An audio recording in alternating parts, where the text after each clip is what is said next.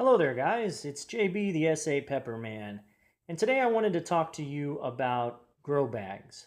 This is a 7-gallon fabric grow bag with handles. I purchased this off of Amazon. I got it in a 5-pack for a pretty good price. It was under $20, I'll say that. Um, they are great for growing hot peppers. And not just hot peppers, but most plants and vegetables and pretty much anything with a root system can benefit from a grow bag. Why is it good? Well, grow bags are designed to allow roots to grow through the felt that is on the outside lining of the pot. So, you plant a plant in the grow bag, the roots start to spread out. As they grow through the felt, they hit air. It causes their root end to die, but it sends a signal to the plant that tells it to send out more roots because that root can no longer grow. So the end game is a great root system that's very thick and fibrous because every time a root hits the outside air through the felt, it grows more roots. So you actually get a really good benefit for your plants. You get some great, strong, thick root systems. And as you know, roots are the lifeblood of a plant. They are where the nutrients are gathered and redistributed to the plant. So if you have a good root system, you really, in theory, should have a good plant. So let's talk a little bit about the medium that I actually use to grow peppers in. The grow medium. It's made of 4 parts. The first part is potting soil. It can be regular potting soil, it can be organic potting soil. That's completely your choice. Whatever you like, use it. That's one part. And you know what, before I get too far ahead, for the sake of growing, the easiest way to do this would be 4 parts, 25% each for 100% mix. So 25% potting soil. The next part I like to use is compost. I'm a home composter, so I use a composting screen that I built, which I'll probably do a video on at some point. And I take the finished compost, I screen it real well, and it just makes it into a finer consistency. And I mix that in there too. I then use sand that I collect from a farm that's not too far from San Antonio, just south of San Antonio. It's nothing but sand.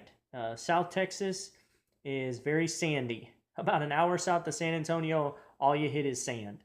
So that's where I collect the sand. And then the last thing that I put in there is coco coir. And coco coir is to help with the water retention and the moisture.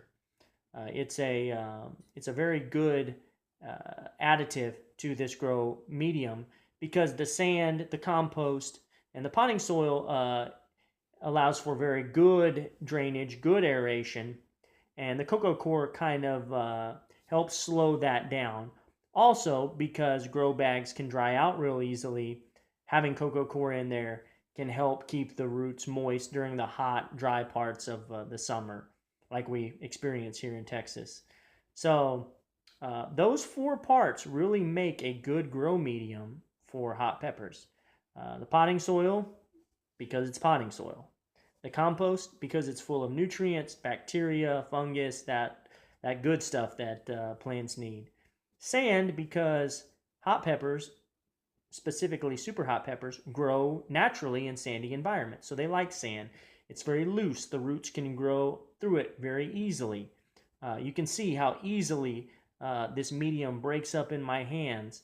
However, when it's wet, it's obviously will clump up. But for the most part, it's a very loose, dry. When it's dry, it's a very loose grow medium. And I find that these 4 parts in, like I said, in 25% increments do really well for hot peppers. And I've been really happy with the way that they grow. I'm actually going to show you guys a look at a ghost pepper plant that I just recently transplanted into a grow bag, and it's done really well. So I wanted to show you guys that real quick as well. So let's go take a look at that. So here it is, guys. This grow bag has the same grow medium that I just talked about earlier. It's cocoa coir, potting soil, homemade compost, and sand. I find that those 4 things make for a great grow medium, not just for hot peppers, but for a lot of plants actually. But peppers seem to really respond well to this type of grow medium. So what I did was I transplanted it from the ground in an area in my garden that wasn't getting a whole lot of sunlight and put it in this grow bag for a couple of reasons. One of the main reasons is the mobility.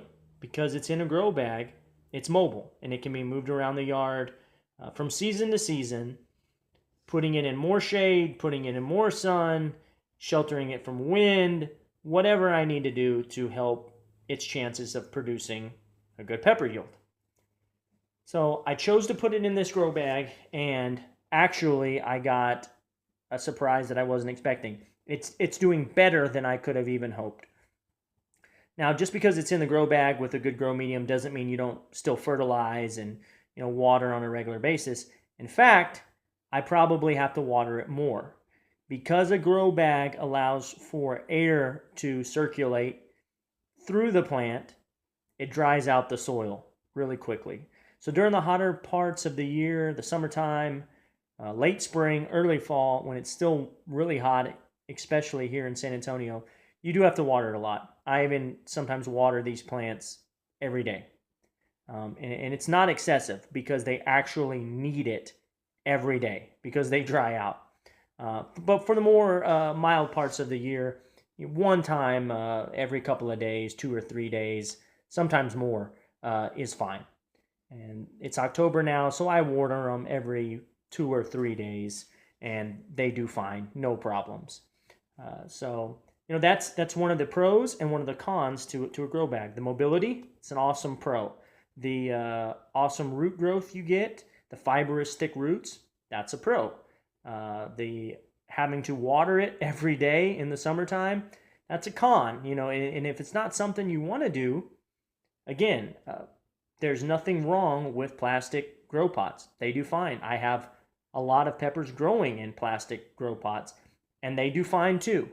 But I feel like personally, grow bags, especially grow bags with handles, can be very beneficial for growing hot peppers. And in all, I would recommend grow bags. Try not to go smaller than 5 gallon. 7 gallon I think works great. 10 gallon would be fine as well. So just kind of your choice. But if you're thinking about experimenting with grow bags, I'm here to tell you that they are the real deal and they're worth trying. Thanks for watching, guys.